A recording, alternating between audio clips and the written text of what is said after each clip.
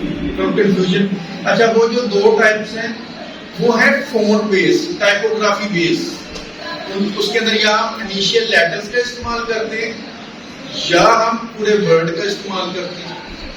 तो वो दोनों फॉन्ट बेस होगी, उसमें शेप का इस्तेमाल नहीं किया जाएगा।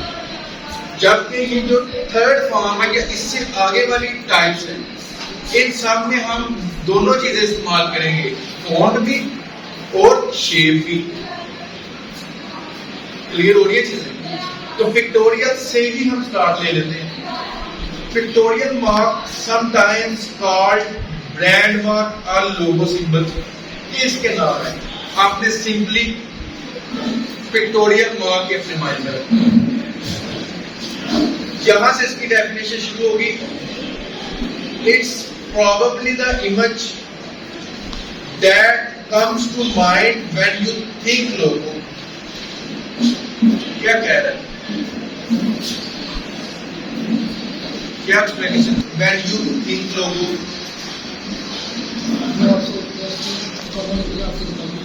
हाँ, सोचने का कंसेप्ट आ गया। मैं आपको क्लैरिटी के साथ ब्रीफ कर देता हूँ। दो चीजें आगे आपको मैंने बताई हैं, टेक्स्ट या फॉन्ट इस्तेमाल होगा और शेप इस्तेमाल होगी। उसका मतलब ये है कि जब हम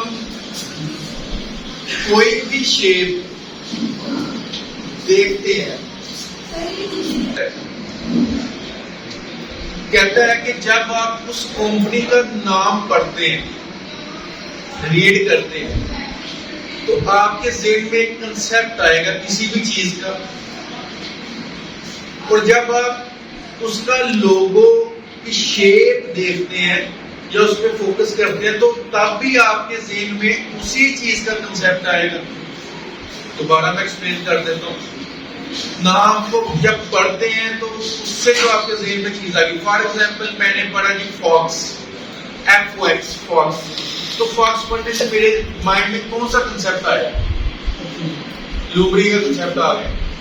मैं पढ़ता हूँ हार्ट, हार्ट पढ़ने से दिल का कंसेप्ट मेरे ज़हन में आया।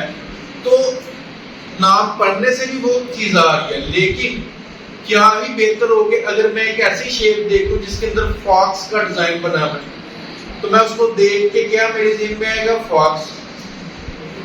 मैं अगर हार्ट का डिजाइन देखता हूं तो मेरे ज़हन में ऑटोमेटिकली क्या आ जाएगा? हार्ट।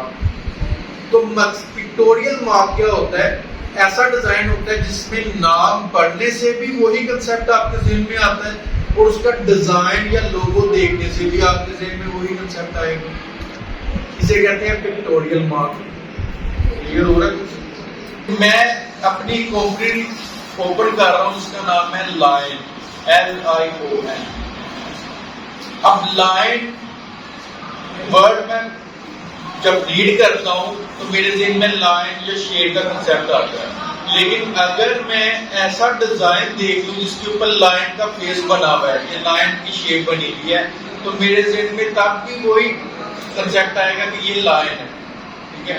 तो पिक्टोरियल मार्क कौन लोग यूज करते हैं? वो लोग के जो चाहते हैं कि लोग या ऑडियंस हमारी कंपनी का नाम पढ़े, ताकि उनके ज़हन में हमारी कंपनी का कंसेप्ट आ जाए। और अगर वो हमारी कंपनी का लोगो देखते हैं तब भी उनके ज़हन में ऑटोमेटिकली हमारी कंपनी का नाम आ जाए। चलिए, मैंने अपनी कंपनी रजिस्टर करवाई है जी लाइन के नाम से। मैं डिजाइन लोगो बना लेता हूँ लाइन। अब लाइन को लोग देखेंगे, उनके मुंह से क्या निकलेगा? ये लाइन है, शेर है। अगर मैं मेरी वो कंपनी का नाम पढ़ते हैं, ठीक है, मेरी कंपनी रजिस्टर की लाइन से है, तो अगर वो मेरी कंपनी का नाम पढ़ते हैं तब भी उनके ज़हन में लाइन का कंसेप्ट आता है। तो दोनों चीजें इंटरलिंक होती हैं, जो आपको एक ही थॉट देती है या एक ही कंसेप्ट आपके माइंड में डेवलप करती है। चलिए कुछ एग्जाम्पल।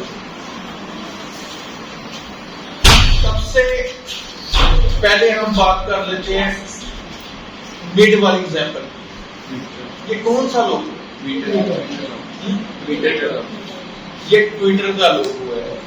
तो ट्विटर कहते किसी एक बर्ड का, इस तरह हमारे यहाँ पे डव प्रो, उसके अलावा आप कह लें कि फोनेक्स भी एक बर्ड है, ईगल बर्ड है और बेशुमार है परिंदे को कहा जाता है।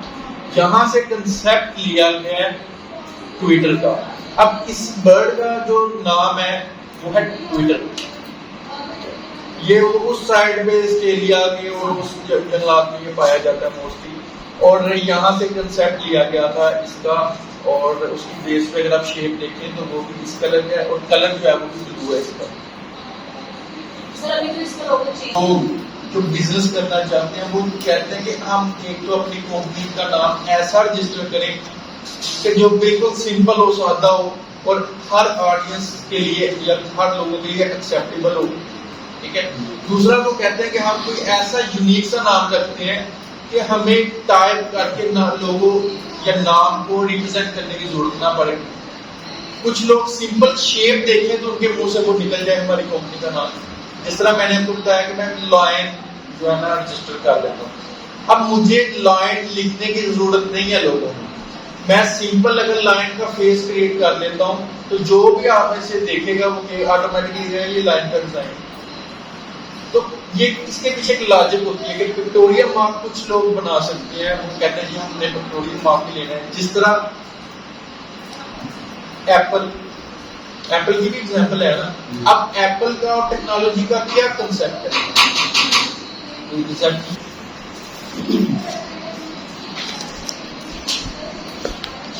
उन्होंने ट्विटर नाम भी ट्विटर रख लिया, और ऑब्वियसली जब ट्विटर नाम रजिस्टर करवा लिया तो ट्विटर का मतलब ये तो नहीं ना कि ऊपर फॉक्स का शेप लगा लेंगे या लाइन की शेप बना लेंगे या कोई टेक्नोलॉजी बना लेंगे नीचे वो ट्विटर लिख देंगे, ऐसा नहीं है।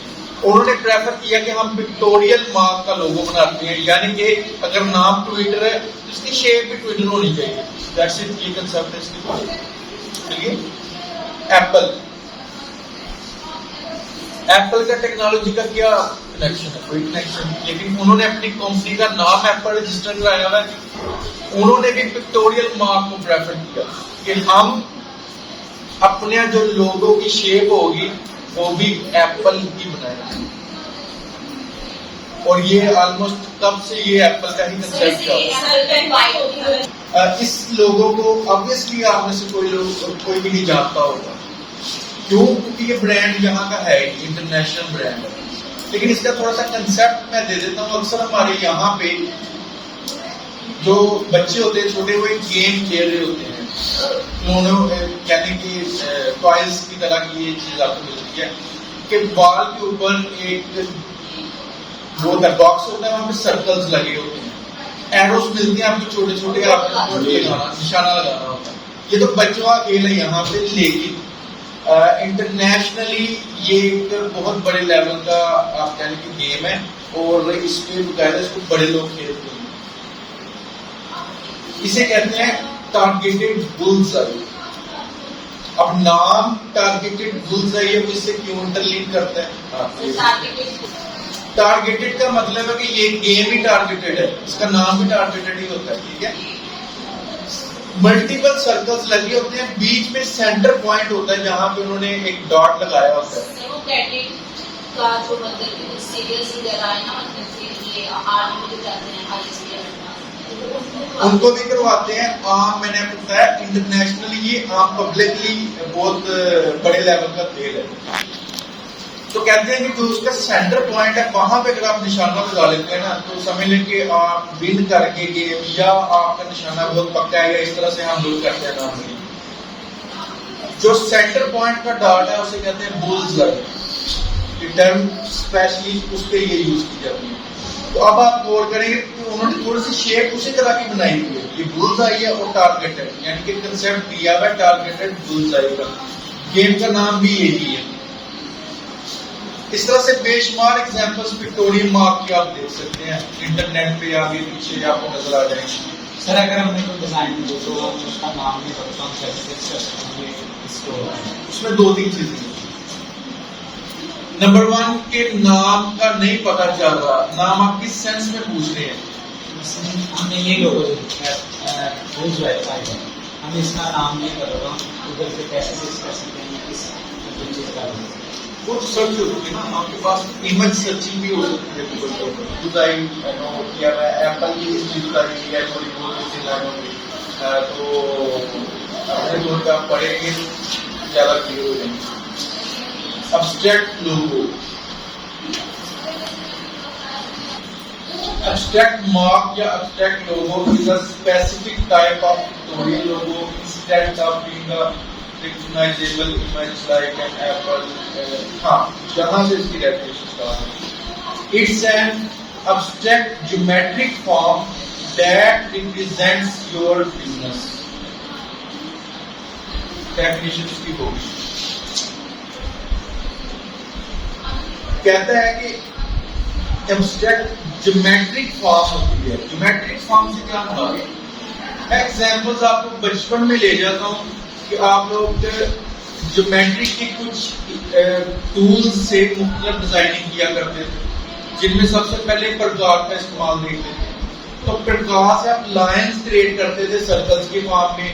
फॉर एग्जांपल फ्लावर बनाना है तो आपने मल्टीपल सर्कल्स बनाए, पत्तियां ऑटोमेटिकली उसकी क्रिएट हो जाती, बाद में आप उनको कलर्स देके तो रिप्रेजेंट कर देते हैं कि ये जी फ्लावर है।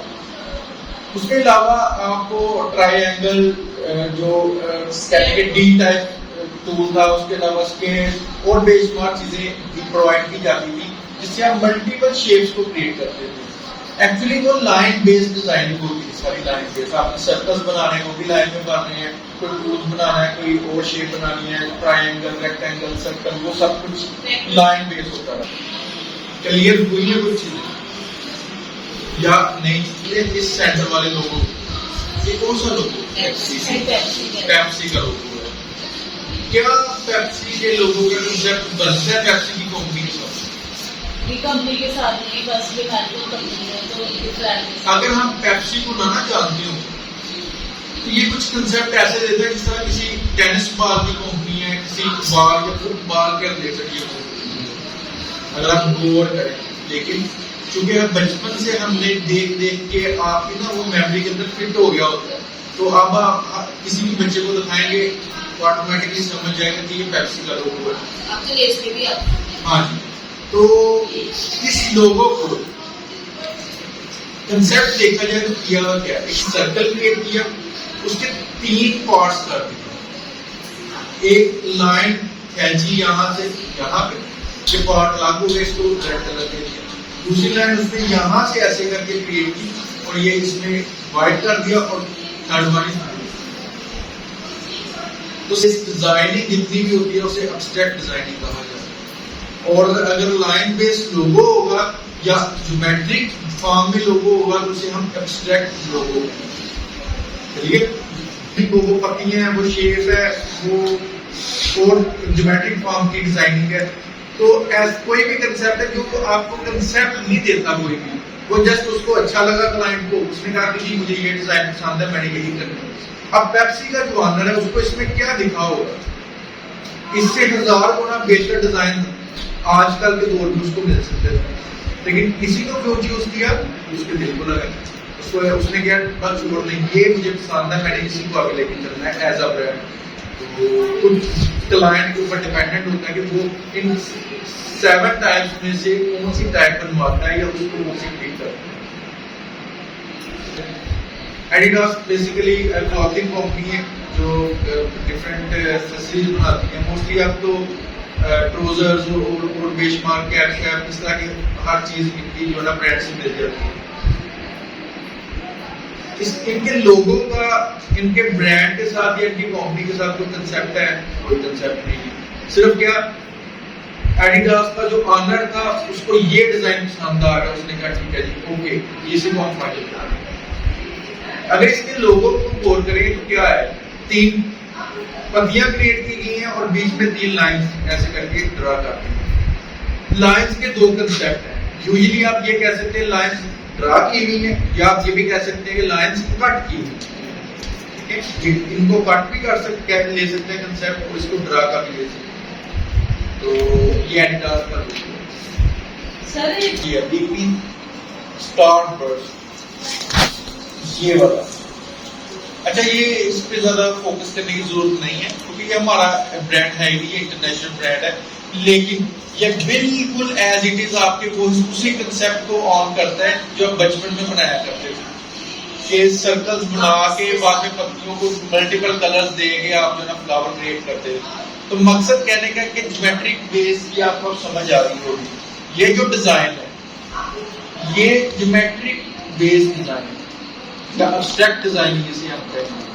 आपके मोस्टली रजिस्टर्स के ऊपर जितनी भी लाइन बेस या शेप बेस डिजाइनिंग होगी उसे एब्स्ट्रैक्ट डिजाइनिंग आपने कहना चाहिए। ठीक है, ये टर्म्स का पता होना चाहिए कौन सी टाइप है। कल मैं ये भी आप लोगों से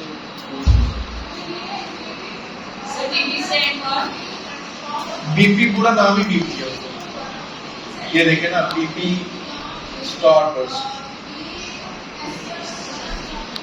सर्च करिएगा जहाँ पे क्लियरिटी आपको आ जाएगी।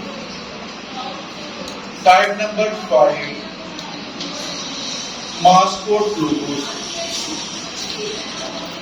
Mascot logos are logos that involve an illustrated character. Illustrated क्या होता है?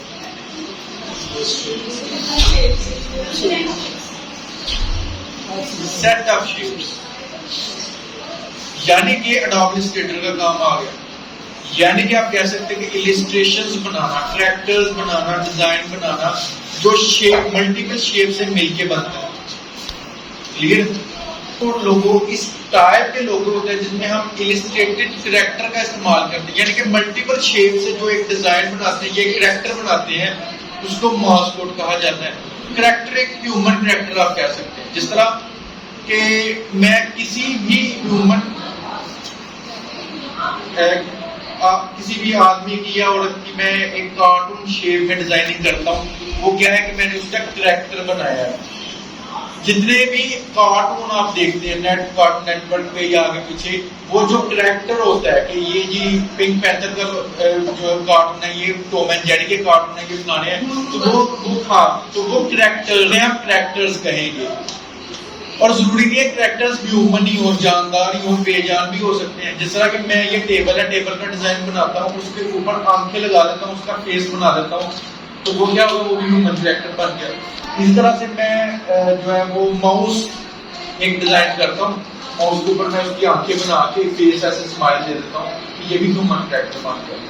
तो जानदार हो या बेजान हो, ह्यूमन करैक्टर जिस